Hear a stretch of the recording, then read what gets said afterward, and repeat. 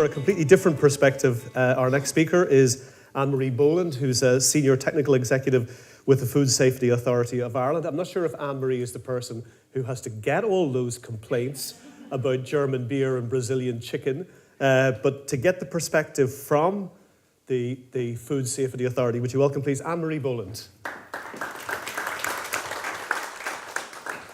Thank you very much.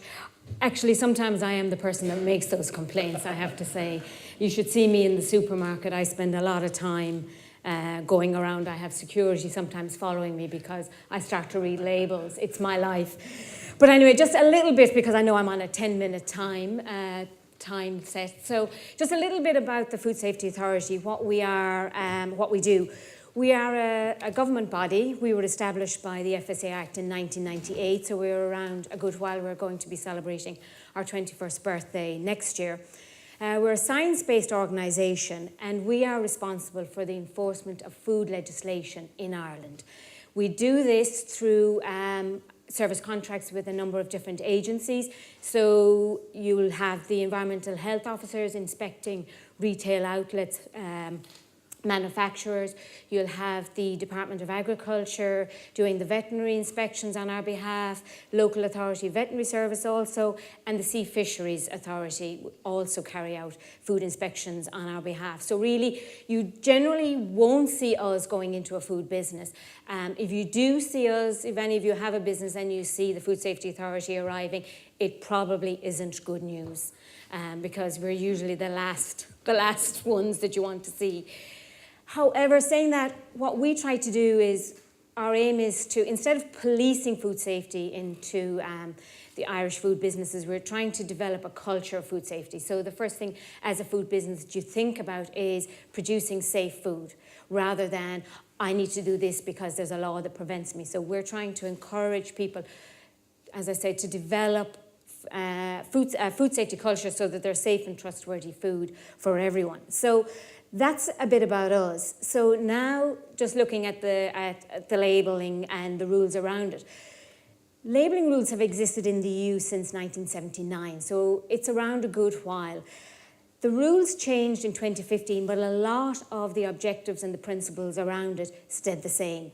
So what the legislation says is, if you're providing information about food, it has to be clear, unambiguous, so I should know what I'm buying. It has to be, if it's written, so if it's on a package, it has to be legible. And I know some people go like, you can't read some of the information. So when the rules changed in 2015, a minimum font size was introduced for mandatory information. So mandatory information has to be a set font size. The information has to be easy to understand. And in Ireland, labelling information must be in English as a minimum. It can be in English and Irish, or it can be in other languages. So we're very familiar now with a lot of the multinational supermarkets. You'll see a label and they might have 5 or 6 different languages on them. So that in itself creates problems in regard to legibility. But you should be able to see it, and it has to be a minimum size. Overall, the information that somebody provides about their food should not mislead the consumer. Of course, that's very much open to interpretation sometimes. So on that note, we'll leave that there to just look at what are the compulsory information. So what is the mandatory information that is subject to this minimum font size that you must provide on the label? So in effect, there's 11 pieces of information that has to be on a food label. So on a package you should see, and a lot of this information is information that actually, if you think about it, if you go to buy a product, you kind of go, well, what you need to know about it. You need to know what it is. So the name of the food, you must provide the name of the food. Is it bread? Is it butter? Is it a chicken dish or whatever it is? Is it a yogurt? So you have to have a name of the food.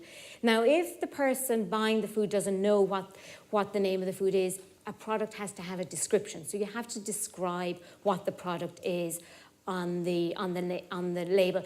There are certain products that have, if you want to call a product chocolate, for example, there's certain rules around that, or if you want to call your product jam.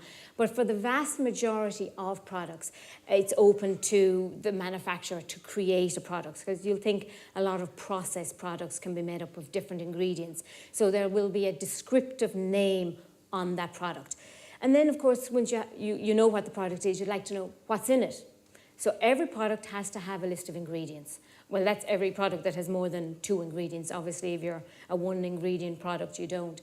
But any product that has more than 2 ingredients will have a list of ingredients in it.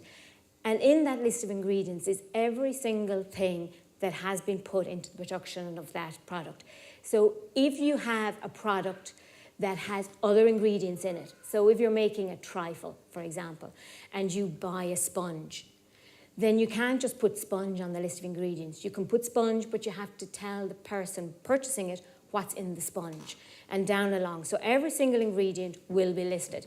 So I'm glad to see when Rose was saying you should read the label. The one thing I would tell everybody is you go immediately to the list of ingredients and you will see what is in that product. Then, as we go down along, a recent introduction was allergens now are highlighted. The EU have recognised that certain ingredients people have negative reactions to them. And there's about 14 categories. So of those allergens, if any of those are used in the product, you will see them either emphasised on the list of ingredients, they'll be highlighted some way so they will stand out. So for anybody that wishes to avoid those products or those ingredients, you will be able to see it clearly in the list of ingredients. Another important thing, particularly in regard to food waste, a date of minimum durability, a best before or a use by date. So most products will have a best before or a use by date. The problem with use by date is if you do not use the product before the use by date, it's considered unsafe after the use by date and therefore should not be used or should not be offered for sale. Best before date relates to the quality of the products. So you could have you'll often see best before dates on products that can be stored at ambient temperature and have a long shelf life. So a packet of biscuits. You could eat the biscuits, they might say best before, September 2018, and you find them on the back of the press in November and you're really desperate and you're like, will I eat them or not? Yes, they should be safe to eat. The quality of them may or may not be great. So if you're good on the old soggy biscuits, they still might be okay to eat. Then when we move from further down, some of it, the other important one is the name and address of a business. So if you have a problem with the product or you want to ask questions or you want to contact them, every label should have the name and address of contact within the EU. Origin is not mandatory for everything. It depends on what information is on the label, whether or not you need to provide origin. And then instructions for use may be or may not be mandatory, even though they're on the list. Depends on whether or not you need instructions on how to eat the product safely. Nutrition declaration is a new introduction, came in December 2016. So now there's minimum nutrition information provided on all products. So really, that's the list of mandatory information. And this is just a mock-up of, this is what a label has when you move those 12 pieces of information into a label. That is what it looks like. I'm fast. I'm slow, sorry. So it was just before you put any marketing information, that is the minimum mandatory information. So just to be aware, there is a lot of information that's mandatory on a label. And I just wanted to put this up briefly, just to say there was mention about claims on food.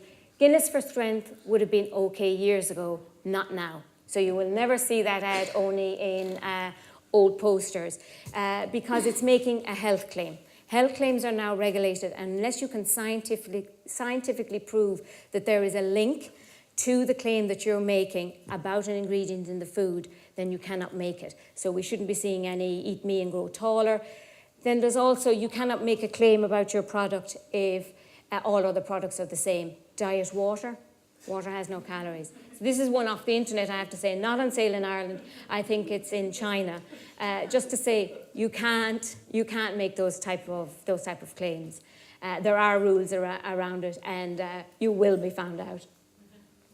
And finally, just because we're on packaging today, I just wanted to mention there are rules, because we love our rules. There are rules about materials that come into contact with food. And it was just to say that, first of all, there are rules. The concern is that you have to be sure about the products that you're using, because there have been issues about it. And down here at the bottom is just a table that just says the different products that have been recalled in Ireland or in EU during 2016 about compounds that transferred from materials that came into contact with food. So these are products that have been withdrawn. A lot of them are materials like spoons, dishes, things that we use that come in contact with food. So just to be aware, for packaging, there are rules about that. And finally, with 2 seconds to go, this is our website. If anybody wants to know more about the food labelling rules, we have information on the website. We have an e-learning course that you can do for free that works you through labelling and also that works you through food contact materials. And on that note, I'll stop.